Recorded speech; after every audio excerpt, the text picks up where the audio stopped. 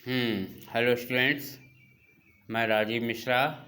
आज कक्षा 12 के लिए कल हमने आपकी गद्य खंड सामान्य हिंदी में गद्य खंड के पहला पाठ है वासुदेव शरण अग्रवाल जी का, तो उनका जीवन परिचय और साहित्यिक परिचय पढ़ा था और लिखने के लिए कहा था। आज उनका पाठ पढ़ते हैं। पाठ का नाम है राष्ट्र का स्वरूप। तो देखिए, वासुदेव शरण अग्रवाल जी ने राष्ट्र का स्वरूप जो है ये एक निबंध है जो इनके द्वारा लिखित पृथ्वी पुत्र नामक निबंध संग्रह से लिया गया है।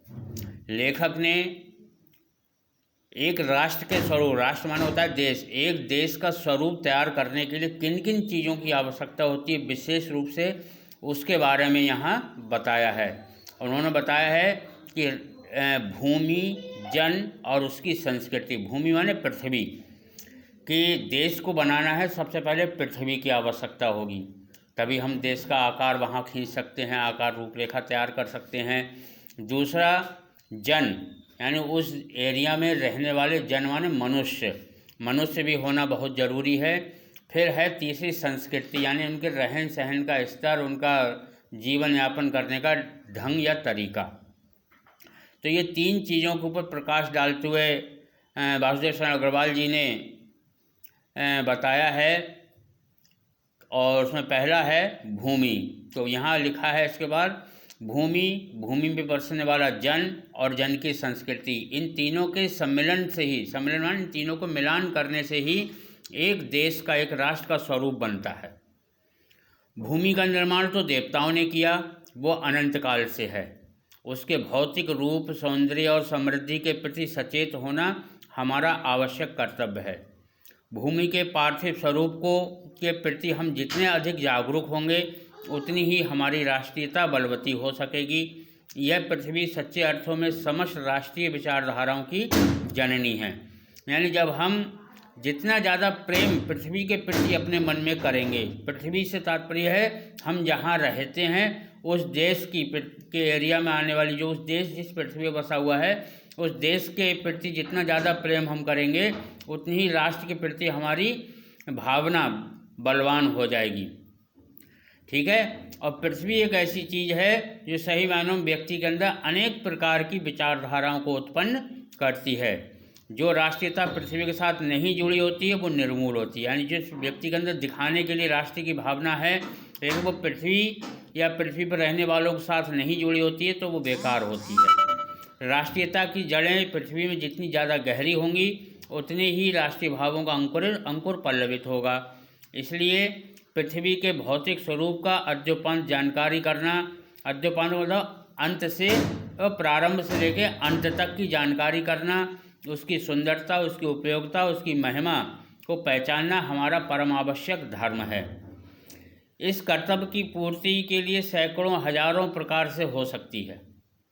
पृथ्वी पर जिस वस्तु का संबंध, चाहे वो छोटी सी वस्तु हो या बड़ी, उसका कुशल प्रश्न पूछने के लिए हमें कमर कसनी चाहिए। पृथ्वी का सांगोपांग अध्ययन, सांगोपांग में पूर्ण रूप से अध्ययन जागरणशील राष्ट्र के लिए बहुत ही आनंदप्रद कर्तव्य माना जाता है। यानी देश की उन्नति के लिए पृथ्वी की पूर्ण रूपेण जानकारी भी परम आवश्यक है। गांव हो या नगर में सैकड़ों केंद्रों पर इस प्रकार के अध्ययन का सूत्रपात यानी प्रारंभ होना चाहिए। उदाहरण के लिए पृथ्वी की उपजाऊ शक्ति को बढ़ाने वाले मेघ जो पृथ्वी पर समय पर आकर अपने अमृत रूपी जल से इसे सींचते हैं, हमारे अध्ययन की परिधि के अंतर्गत आने चाहिए। उन मेघ जलों से परिवर्धित प्रत्येक तृण, लता और वनस्पति का सूक्ष्म परिचय प्राप्त करना भी हमारा कर्तव्य है। कहने का मतलब है उन बादलों से, यानी बरसात के जल से जिन घास के तिनकों में, लताओं में, पेड़ पौधों में चेतना जागृत होती है, अर्थात उन्हें जल की, उनकी जो कमी है उसको पूर्ति होती है, उसके बारे में भी जानकारी लेना हमारा कर्तव्य है। इस प्रकार जब चारों ओर से हमारे ज्ञान के कपाट खोले होंगे तब सैकड़ों वर्षों से शून्य और अंधकार से भरे हुए जीवन के क्षेत्रों में नया उजाला दिखाई देगा।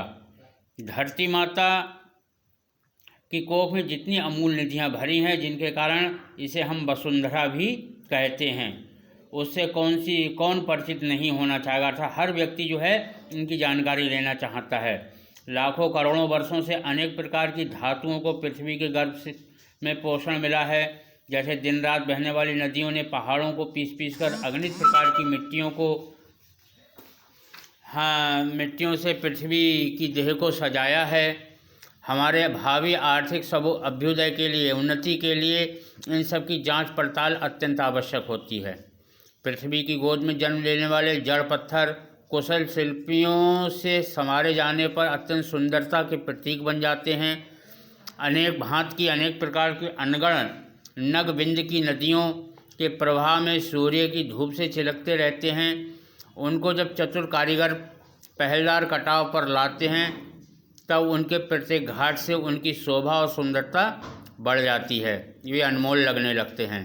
ऐसे ही देश के प्रत्येक नर नारी के रूप मंडन और सौंदर्य प्रसाधन में इन छोटे पत्थरों का सदा से कितना भाग रहा है, अतः हमें उन सब का ज्ञान होना भी आवश्यक है। पृथ्वी और आकाश के अंतराल में जो कुछ भी सामग्री भरी हुई है, पृथ्वी और आकाश के बीच में जो कुछ भी है, या पृथ्वी के चारों ओर फैले हुए गंभीर सागर में जो जलचर एवं रत्नों की राशियां हैं, रत्न हैं, उन सब के प्रति चेतना और स्वागत के नए भाव हमारे देश में फैलने चाहिए। राष्ट्र के नवयुवकों के हृदय में उन सब के प्रति जिज्ञासा होनी चाहिए, जिज्ञासा की किरणें उत्पन्न होनी चाहिए। जब तक ये नहीं होंगी तब तक हम सोए हुए के समान कहलाएंगे। विज्ञान और उद्यम माने परिश्रम, दोनों को मिलाकर राष्ट्र के भौतिक स्वरूप को एक नया ठाट खड़ा करना है। यह कार्य प्रसन्नता, उत्साह और अत्यधिक परिश्रम के द्वारा नित्य आगे बढ़ाना चाहिए। हमारा ये ध्येय हो कि राष्ट्र में जितने हाथ हैं उनमें से कोई भी इस कार्य में भाग लिए बिना रीता ना रहे, यानी खाली ना रहे। तभी मातृभूमि की पुष्कल समृद्धि और समग्र रूप मंडन प्राप्त किया जा सकता है। तभी कह सकते हैं हम अपने देश की, अपनी मातृभूमि की समृद्धि, उसकी सुंदरता को बढ़ा सकते हैं। उसके प्रति जब तक हमारे मन में प्रेम, तभी हमारे मन में सही तरीके से जागृत हो सकता है। आज के लिए इतना ही। कल अगला इसका जो उन्होंने तत्व बताया है वो जन, उसके बारे में पढ़ेंगे। ठीक है।